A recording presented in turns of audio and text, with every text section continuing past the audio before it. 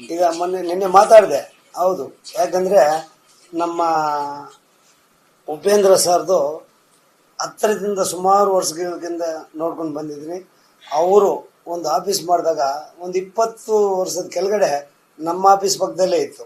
ಸತ್ಯ ಅನ್ನೋ ಸಿನಿಮಾ ಮಾಡೋಕೆ ಮೊದಲು ಸತ್ಯ ಅಂತ ನಮ್ದು ಒಂದು ಸಬ್ಜೆಕ್ಟ್ ಇದೆ, ಮಾಡಿ ಸಾವುಕಾರ್ಯ ಅಂತ ಕೇಳೋದು ನಮ್ಮನ್ನ, ಓಂ ಸಿನಿಮಾನ. ಹಂಗಾಗಿ ನಮ್ಮ ಅವ್ರ ಮೇಲೆ ಒಳ್ಳೆ ಪ್ರೀತಿ ಇಟ್ಕೊಂಡಿದ್ವಿ. ಸುಮಾರು ಈ ಹಲವಾರು ವರ್ಷಗಳಿಂದ ಅವರು ಡೈರೆಕ್ಷನ್ ಮಾಡಿರೋದು ಬಂದ ತಕ್ಷಣ ನಮಗೆಲ್ಲ ಖುಷಿ ಆಯಿತು. ಅದಲ್ಲದೆ ನಮಗೆ ಅಲ್ಲಿ ಆ ಮೂವಿ ರಿಲೀಸ್ ಆದ ತಕ್ಷಣ ಮಾರ್ನಿಂಗ್ ಸ್ವಲ್ಪ ಏನೋ ಆಡಿಯನ್ಸ್ ಕಡೆಯಿಂದ ಡಿಸೈಡ್ ಒಪಿನಿಯನ್ ಬರ್ತಾ ಇತ್ತು.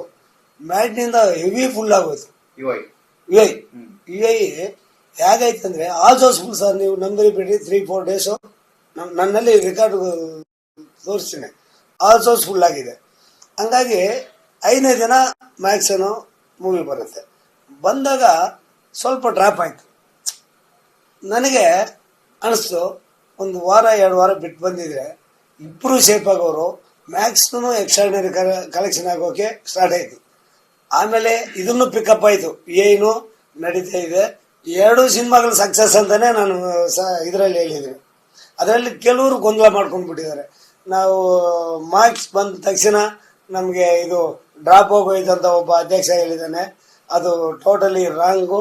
ಅದನ್ನು ನಾವು ಖಂಡಿಸ್ತೀವಿ. ನಮ್ಗೆ ಸ್ವಲ್ಪ ಇದರಲ್ಲಿ ಆಗುತ್ತೆ ಅನ್ನೋದು ನಾವು ಸ್ವಲ್ಪ ಟೀಕೆ ಟಿಪ್ಪಣಿಗಳು ಬಂತು. ಆದರೆ ನಾನು ಒಂದು ನಮ್ಮ ಉಪೇಂದ್ರ ಅವ್ರ ಮೇಲೆ ಒಂದು ಗೌರವಕ್ಕೆ, ಅದು ಆ ಪಿಕ್ಚರ್ ಹೋಗ್ತಾ ಇದ್ದ ಸಕ್ಸಸ್ ಆಗಿ ಹೋಗ್ತಾ ಇರೋದನ್ನ ಡಿಸ್ಟರ್ಬ್ ಮಾಡಿ ಆಗತ್ತೇನೋ ಅನ್ನೋ ಒಂದು ದೃಷ್ಟಿಯಿಂದ ನಾನು ಅದನ್ನು ಆ ಮಾತನ್ನಲ್ಲಿ ಹೇಳ್ಬೇಕಾಗಿ ಬಂತು. ಅದೇ ರೀತಿ ನಮ್ಮಲ್ಲಿ ಈಗ ಒಂದು ಸುಮಂತ್ರ ಸಂಜು ಗೀತಾ ಅವ್ರು ಅನೌನ್ಸ್ ಮಾಡಿದ್ರು ಪೇಪರಲ್ಲಿ. ನಾನು ಮುರ್ತಜಿ ತಗೊಂಡು ನನ್ನ ಕಾಳಜಿ ಏನು ಗೊತ್ತಾ, ನಮ್ಮ ಕನ್ನಡ ಸಿನಿಮಾಗಳು ಚೆನ್ನಾಗಿ ಆಗಬೇಕು. ಅಟ್ಲೀಸ್ಟ್ ಮುಂದೆ ಸಿನಿಮಾಗಳಿಲ್ಲ, 1 ವಾರ ಬಿಟ್ಟು 1 ವಾರ ಬಂದಾಗ ನಮಗೂ ಫೀಡ್ ಆಗುತ್ತೆ, ನಾವು ಸೇಫ್ ಆಗಿರ್ಬೋದು. ಇಂಡಸ್ಟ್ರಿಯಲ್ಲಿ ಎಲ್ಲರೂ ದುಡ್ಡು ಮಾಡಬೇಕು ಅನ್ನೋದು ನನ್ನ ಉದ್ದೇಶ, ನನ್ನ ಏಮ್ ಆಗಿತ್ತು. ಹಾಗಾಗಿ ಅದನ್ನ ಹೇಳ್ದೆ ಹೊರತು ನಾವು ಯಾವುದೇ ಫಿಕ್ಷನಿಂದ ಯಾವುದೇ ಕಿಲ್ಲಾಗೋಯ್ತು ಅನ್ನೋದು ಮಾತು ನಮ್ಮಲ್ಲಿ, ನನ್ನ ಅಭಿಪ್ರಾಯ ಅದಿರಲಿಲ್ಲ. ನನ್ನ ಅಭಿಪ್ರಾಯನೇ ಬೇರೆ ಇತ್ತು. ಯಾಕೆ ಸರ್ ಈ ಥರ ಆಗಿದೆ. ಕೆಲವು ಯೂಟ್ಯೂಬಲ್ಲಿ ಹೇಳಿದ್ದು ನಿಜ, ಚಾನಲ್ಗಳಲ್ಲಿ ಯೂಟ್ಯೂಬ್ ಚಾನಲ್ಗಳಲ್ಲಿ ಎಲ್ಲಿ ನೋಡಿ ಸರ್, ಅವ್ರನ್ನ ಇಬ್ಬರನ್ನೂ ಕರೆದಿದ್ದೀನಿ. ಯಾರನ್ನ, ಸಂಜು ಗೀತಾ ನಮ್ಮ ಕಿಟ್ಟಿ ಸರ್ನ, ಆಮೇಲೆ ಸುಮಂತ್ರ ತರುಣ್ ಅವ್ರನ್ನ ಇಬ್ಬರನ್ನೂ ಕರೆದಿದ್ದೀನಿ ಸರ್. ಇಬ್ಬರು ಒಂದೇ ಸಲ ಇದು ಅನೌನ್ಸ್ ಮಾಡಿದ್ದೀರಿ ಸರ್. 2 ಕನ್ನಡ ಸಿನಿಮಾಗಳೇ. ಈ ಥರ ಮುಂದಕ್ಕೆ ಯಾವುದು ದೊಡ್ಡ ಸಿನಿಮಾ ಇಲ್ಲ. ಯಾರು ನೀವು ನಾವೇನು ಅವ್ರಿಗೆ ರಿಸ್ಟ್ರಿಕ್ಷನ್ ಕೊಟ್ಟಿಲ್ಲ. ನೀವೇ ಇಬ್ಬರು ಮಾತಾಡ್ಕೊಂಬಿಡಿ, ಒಬ್ಬರು ಮುಂದೆ ಹೋಗಿ ಅನ್ನೋ ರೀತಿ ನಾವು ನಮ್ಮ ಚೇಂಬರಲ್ಲಿ ಕೂತ್ಕೊಂಡು ಮೀಟಿಂಗ್ ಮಾಡಿದ್ದು ಉಂಟು. ಅದರಿಂದ ಅದನ್ನು ಪ್ರಸ್ತಾಪ ಮಾಡಿದೆ ಹೊರತು ಇದು ಬಂದ ತಕ್ಷಣ ಅದು ಇದರದಲ್ಲಿ ಹೋಗ್ಬಿಡ್ತು ಹಾಗೆ ಹೀಗಂತ ಏನು ನಾನು ವರ್ಡ್ಗಳು ಯೂಸ್ ಮಾಡಿಲ್ಲ.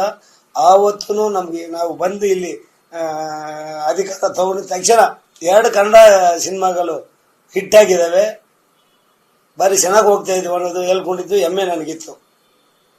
ಅದೊಂದು ಇದರಲ್ಲಿ ಆ ದಾಟಿಯಲ್ಲಿ ಹೇಳಿದ ಹೊರತು ಬೇರೆ ರೀತಿ ಯಾವುದೇನೋ ಅದಕ್ಕೆ ಅರ್ಥ ಕಲ್ಪಿಸ್ಕೋಬೇಡಿ. ನಮ್ಮ ಪ್ರೇಕ್ಷಕರಾಗ್ಬೋದು, ನಮ್ಮ ಪ್ರೊಡ್ಯೂಸರ್ಸ್ಗಾಗ್ಬೋದು, ಅಥವಾ ಇನ್ನೇ ಇದರ ಮೀಡಿಯಾವರಾಗಲಿ ಯಾವುದೇ ರೀತಿ ನಾನು ತಪ್ಪು ಹೇಳಿಕೆ ಕೊಟ್ಟಿಲ್ಲ ಅಂತ ನನ್ನ ಉದ್ದೇಶ.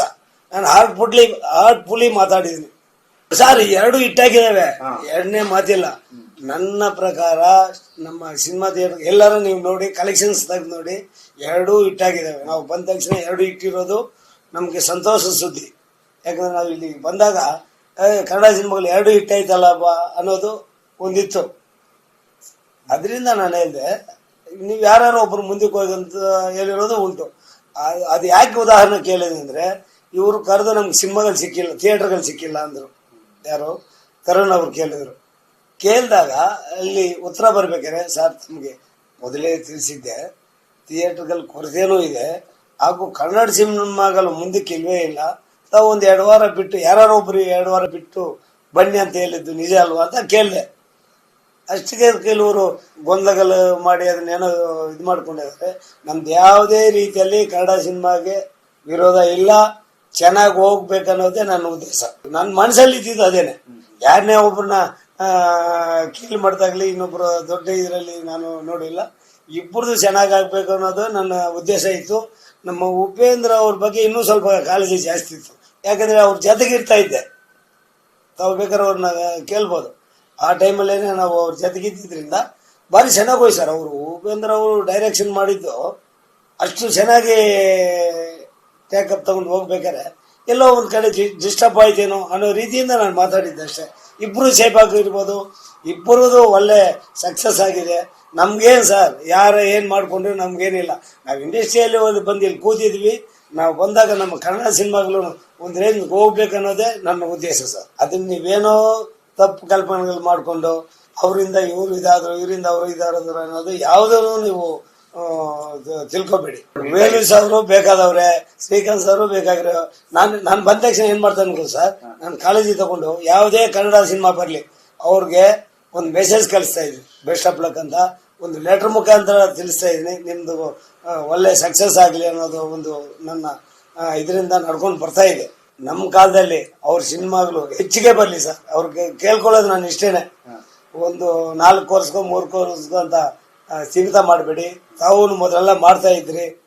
ವರ್ಷಕ್ಕೊಂದು ಸಿನಿಮಾ ಬರೋ ಥರ ತಾವು ಗಮನ ಇಟ್ಟು ಮಾಡ್ರಿ ಅಂತ ಹೇಳಿ ಅವರಲ್ಲಿ ನಾನು ಆರ್ಡರ್ ಅಲ್ಲ, ಪ್ರಾರ್ಥನೆ ಮಾಡ್ತೀನಿ.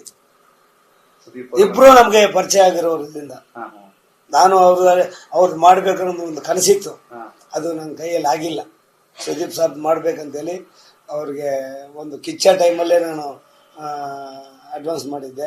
ಆದರೆ ನಾನು ಮಾಡ್ಕೊಳ್ಳೋಕೆ ಆಗಿಲ್ಲ. ನಂಗೆ ಸರಿಯಾದ ಸಬ್ಜೆಕ್ಟು, ಸರಿಯಾದ ಡೈರೆಕ್ಟ್ರು ನಮ್ಮ ಕೈಗೆ ಯಾರು ಸಿಕ್ಕದ ಕಾರಣ ಅದನ್ನು ಮಾಡಿಸೋಕ್ಕಾಗಿಲ್ಲ. ಬಿಡಿ, ಮುಂದಕ್ಕೆ ಏನಾರು ಆದರೆ ಮಾಡೋಕೆ ಅವಕಾಶ ದೇವರು ಕಲ್ಪಿಸ್ತಾರೆ ಅನ್ನೋ ನೋಡೋಣ. ಟೀಮ್ ಭಾರಿ ಚೆನ್ನಾಗಿದೆ ಸರ್. ಎಲ್ಲರೂ ಭಾರಿ ಸಪೋರ್ಟ್ ಮಾಡ್ತಾ ಇದ್ದಾರೆ ನಮ್ಮ ಆಫೀಸ್ ಬೇರರ್ಸ್. ನೋಡೋಣ ಸರ್, ನಾವು ಕೆಲವು ಹಾಕ್ಕೊಂಡಿದ್ವಿ, ಯೋಜನೆಗಳು ಹಾಕ್ಕೊಂಡಿದ್ವಿ. ನಮ್ಮ ಪೀರಿಯಡಲ್ಲಿ ಏನಾರು ಆಗ್ತವೆ ಅಂತ ನೋಡೋಣ ಸರ್. Thank you sir. ನಮಸ್ಕಾರ.